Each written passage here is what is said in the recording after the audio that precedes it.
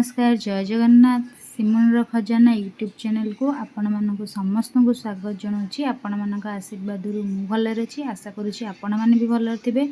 तो आज रेसिपीटी हूँ गुरुवार स्पेशल सादा खिचुड़ी। तो ये मुझे बरगुड़ी काटिकी नहीं जाइए, पोटल किसी काटिकी नहीं जाइए, गाजर आलू नहीं जाइए। मो पाखे एतिकी परिबा अवेलेबल थिला। आपण मानक पाखे जदि अलग किसी परिबा अच्छी आपण ऐड करें। चलतु बनैबा सादा खिचुड़ी। तो ये मुझे गोटे नड़िया को फाड़े कोरिकी नहीं जाइए, आउ फाड़े एमती काटिकी चुन चुन करके नहीं जाइए, किसी किसमिश नहीं जाइए, आउ किसी काजू को एमती छड़ेकी नहीं जाइए, आउ घरे थिबा बादाम किसी नहीं जाइए। चाउलर मेजरमेंट पे मुझे गोटे स्टील ग्लास यूज करी। एथिरे मु 1.5 ग्लास चाउल देइछि, आउ गोटे ग्लास पाखापाखि मुग डाली देइछि। आकु मु मिसेकी भल भाबरे धोईकी साइड कर नेबी।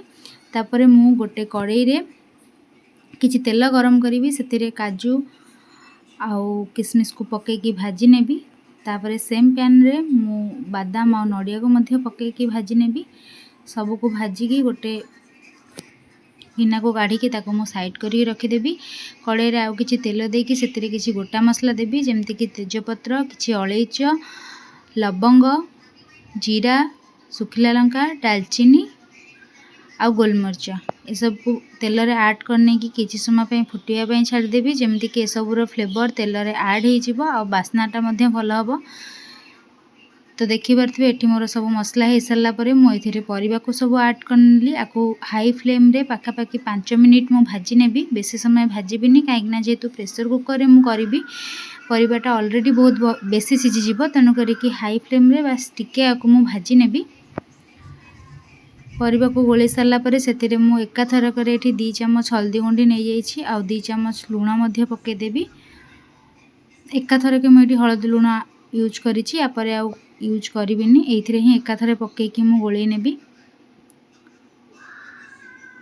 तो ये आम चुई आसिक मो अदा छेची दूची देखु। परिबा मोर एठी ऑलरेडी संतुली हो गलानी, मु ताको साइड करके रखिदेबी। आउ एठी प्रेशर कुकर मु नहीं जाइए। कुकर गरम होला परे मु सेतिरे 2टा बड़ चमच गुआ घी नहीं। घीटी गरम हो सारा पर से छेचिकी रखिथिबा अदा को मु पकईदेबी। अदा टिके हो सारा पर मुझे से परिबा तक सब ऐड कर नेबी। परिबा को टिके समय एपट सेपट कर सारा पर मु धोईकी रखिथिबा चाउल को ऐड करी आ ताको टिके किछि समय पे भाजी नेबी। तो परिबा ऑलरेडी मैं पकईकी गोले नेली। एबे चाउल और डाली को पकई नेबी। हाई फ्लेम रे ही सब करेंगे, फ्लेम बिल्कुल भी स्लो करेंगे। हाई फ्लेम रे ही सब को पकईकी भल भाव में किसी समय गोले नेबे, जेमती कि परिबा और चाउल पूरा मिक्स हो भल से आउ टिके भाजी हो।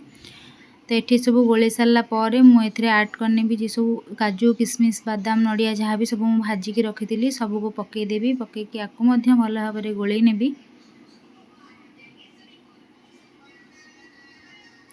तापर मुझे हल्का मीठा पाई किसी चीनी ऐड करी, आपण टेस्ट हिसाब से ऐड करेंगे। तापर आसला पानी देवाई। पानी मुझे यूज कर सेम ग्लास जो ग्लास रे मु डाली चाउल नहीं। आपन जदि 2 ग्लास चाउल देते ताहले सेही क्वांटिटी 4 ग्लास पानी देबे। मोर एठू जेहेतु 2.5 ग्लास हो जाता तो मु 5 ग्लास पानी एथिरे ऐड करी। प्रेशर रे पानी दे सारा पर मु भल भाव में आपको घोड़े नेबी।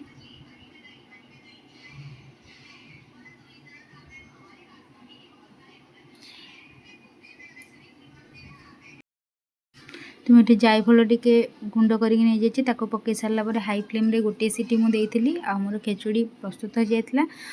तो यहीपरि खिचुड़ी निज घर प्रस्तुत करूँ। केमिति लगिला मते कमेंट माध्यम निहाती जनइबे। जय जगन्नाथ।